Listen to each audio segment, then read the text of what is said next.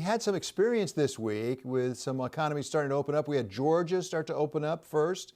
We also have Sweden that never really closed very much. What are we learning from that? Do the consumers come bouncing right back? I think we're learning something that was quite surprising to me, though perhaps it should not have been. Uh, Lockdown is actually less the issue than people's fear. If you look at what's happened to consumer spending, it's come back some in Georgia, but it's also come down. It's also come back in New York, and to just about exactly the same extent.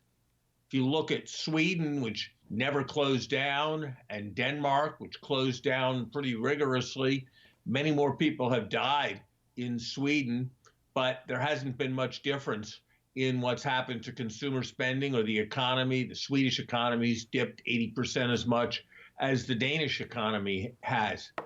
The reality is that what this is more about is not the lockdown, but the virus and people's degree of confidence. And if you think about it, that makes sense. If they opened up all the restaurants to go sit in one, I wouldn't go sit in a restaurant now, even though I like restaurants. I think most of us are more constrained by our desire to be prudent about our health and prudent about the health of people we might pass a virus on to than we are constrained by some law that some governor decrees. That just underscores what I've been saying for some weeks, that ultimately the most important economic policies are the health policies, whether it's testing or therapy or vaccination, that or contact tracing, that can put this problem in the rearview mirror.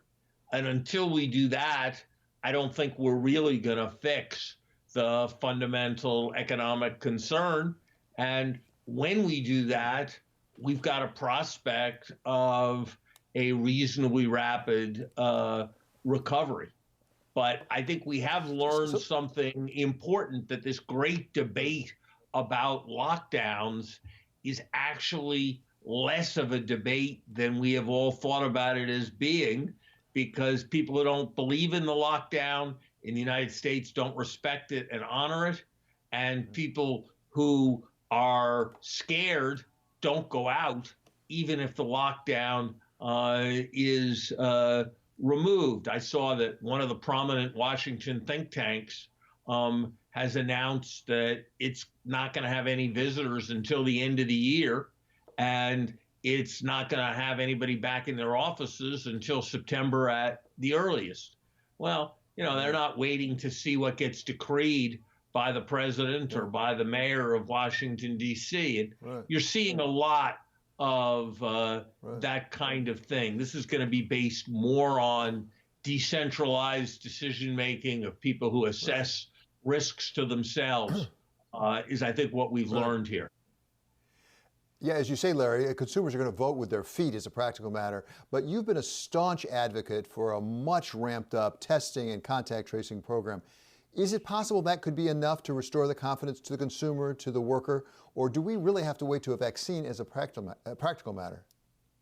Look, I don't think this is going to be behind us till we have a vaccine or a convincing and highly credible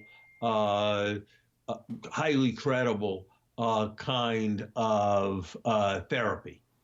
I do think that if we did the right things with testing, that all kinds of private ways of employers testing their employees before they come back and retesting them on a periodic basis, universities opening to at least some extent based on the fact that they were going to test each student with some periodicity.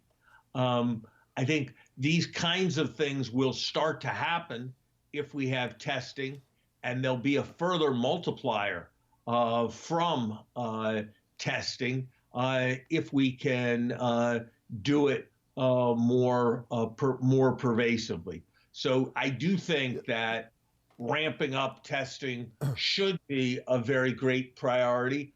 I suspect the utility of testing will come in a more decentralized way than I probably would have imagined a few weeks ago. It'll be Right. employers, it'll be airlines Right. not Right. wanting to have anybody with the virus on Right. their planes. It'll be similar uh, things for entering into various kinds of activities. Right. Right. So, Larry, if the markets didn't have enough to worry about with the virus, we also injected a growing conflict with China, U.S.-China.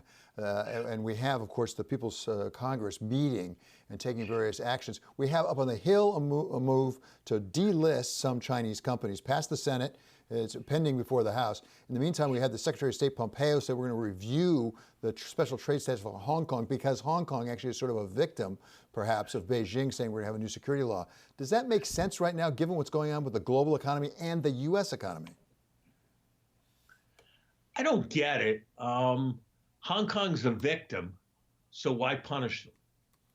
I don't think you're going to do any important damage to China by fooling around with Hong Kong's trade status, but you're going to hurt the people of Hong Kong even worse than they're hurting now.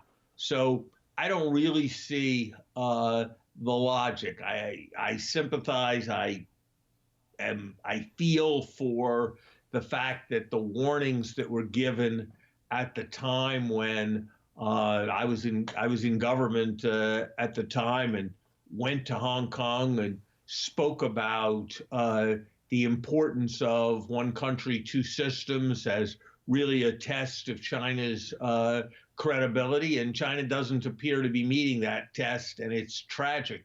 But it seems like to the extent we want to be taking any action, it should be towards China, not towards the victim, which is Hong Kong.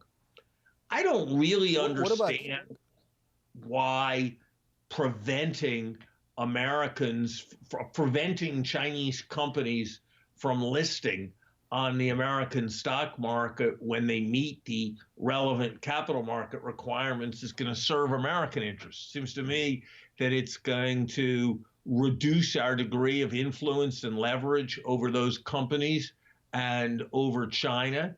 It's going to make it harder for Americans to make investments.